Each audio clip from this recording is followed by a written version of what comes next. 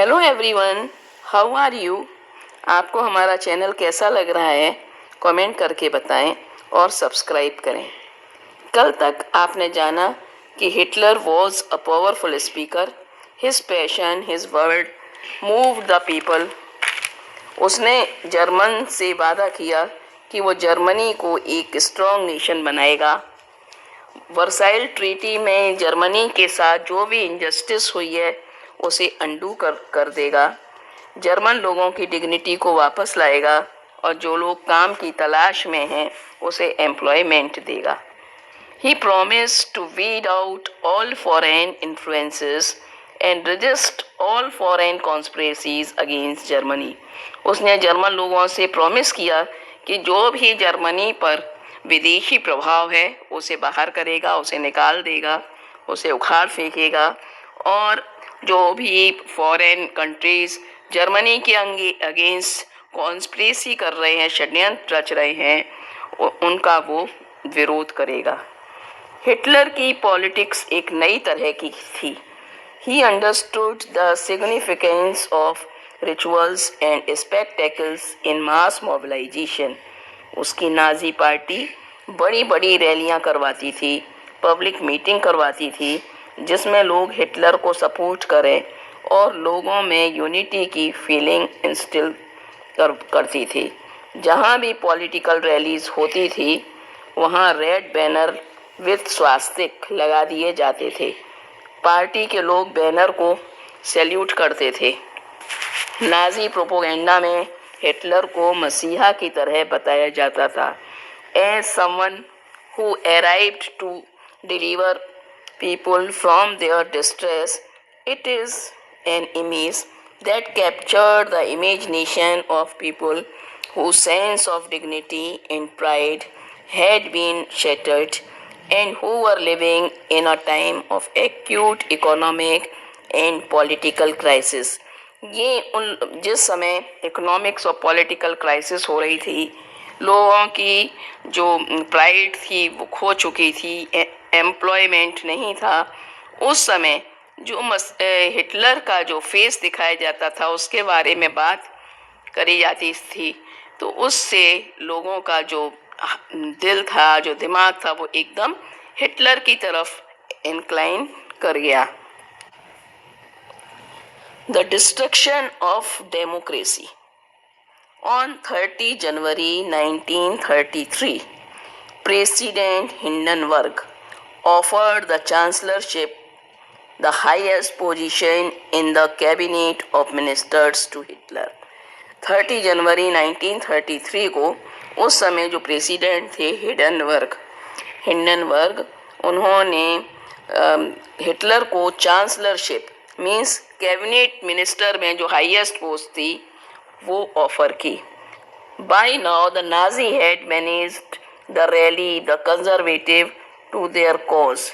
Having acquired power, Hitler set out to dismantle the structure of democratic rule.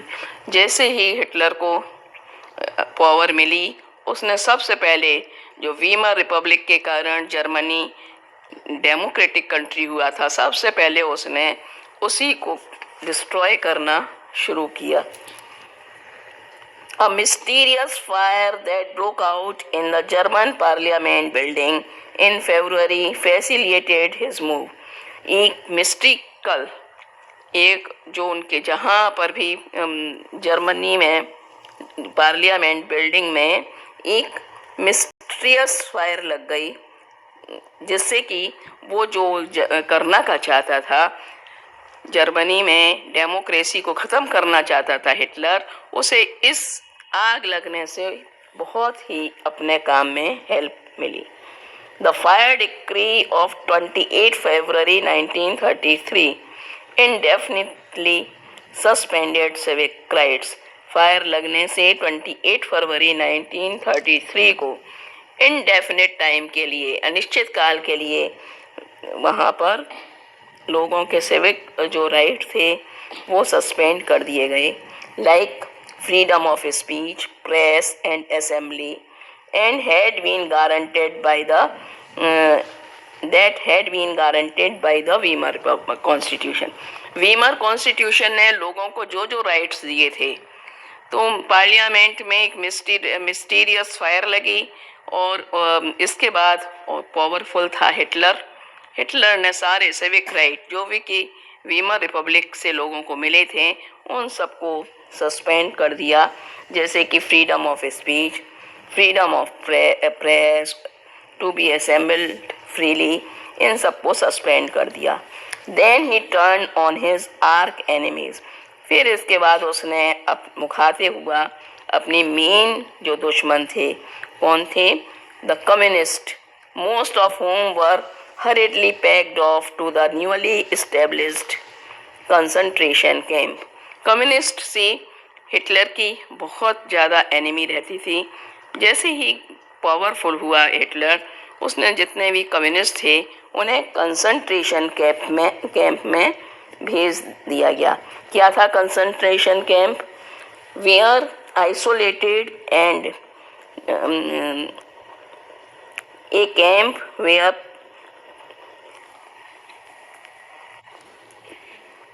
एक ऐसी जगह जहां पर हिटलर अपने मेन एनिमी मीन्स कम्युनिस्ट लोगों को आइसोलेट कर देता था और वहाँ पर उन लोगों के संग बहुत ही ज़्यादती, बहुत ही परेशान उन्हें किया जाता था। कंसंट्रेशन कैंप में उसने भिजवा दिया। The repression of the communist was severe. Out of the surviving 6,808 arrests file of Dusseldorf, a small city of 500,000 population, जहाँ पर 50,000 की आबादी थी डसलडॉर्फ में, वहाँ से 6,000 उसने कम्युनिस्ट को अरेस्ट करा लिया। 1,440 were those of communist alone, उतने लोगों को उसने अरेस्ट कराया जिसमें कि 1,404 लोग जो थे कम्युनिस्ट थे। They were however only one among the 52 types of victims persecuted by the Nazis across the country.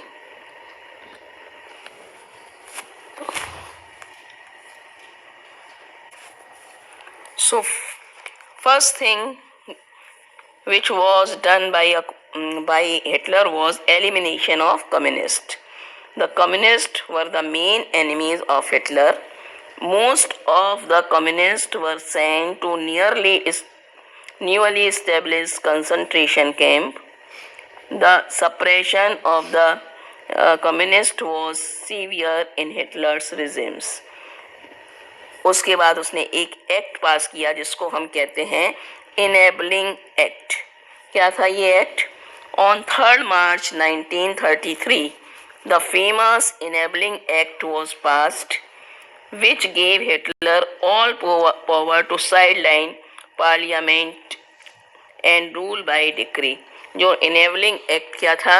क्या उसने पार्लियामेंट के जो सारे रूल्स थे वो एक साइड रख दिए, अब वो बिल्कुल अपने अकॉर्डिंग रूल कर सकता था।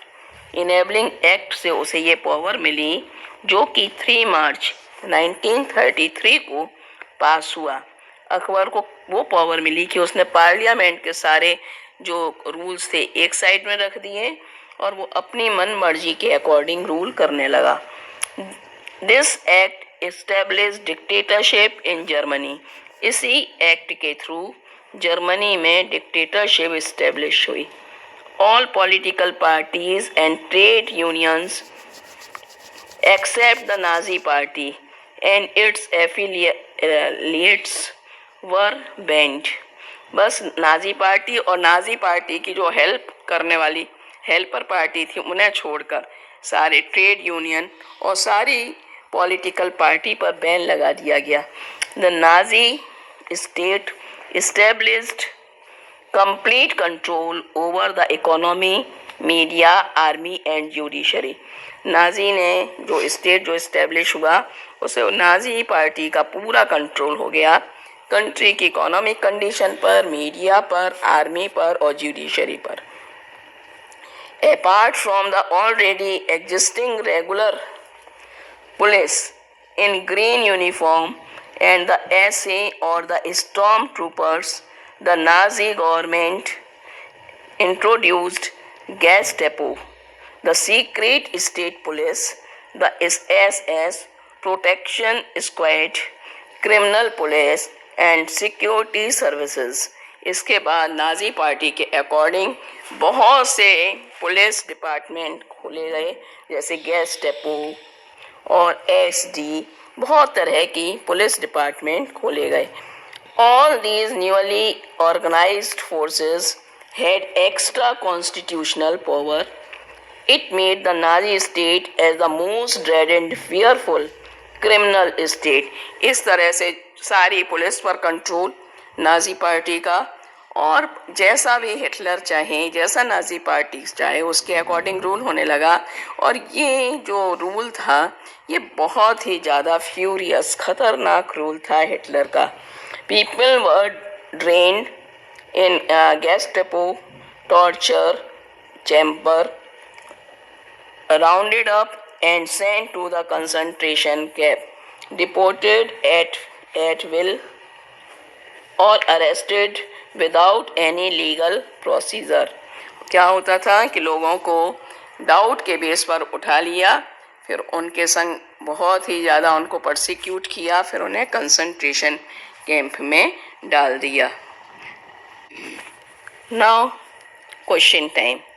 Question is, when was the Enabling Act passed in Germany? How did this act establish dictatorship of Hitler in Germany? Answer is, on 3rd March 1933, the famous Enabling Act was passed. This act established dictatorship in Germany in the following ways. It gave Hitler all powers to sideline parliament and rule by decree. All political parties and trade unions were banned to Germany except the Nazi Party and its affiliates. The new state machinery under Hitler established complete control over the economy, media, army and judiciary. Exclusive surveillance and security forces like SS, SD, Gestapo and criminal police were created to control and mold society in the way that the Nazi wanted. Thank you. आज के लिए इतना ही.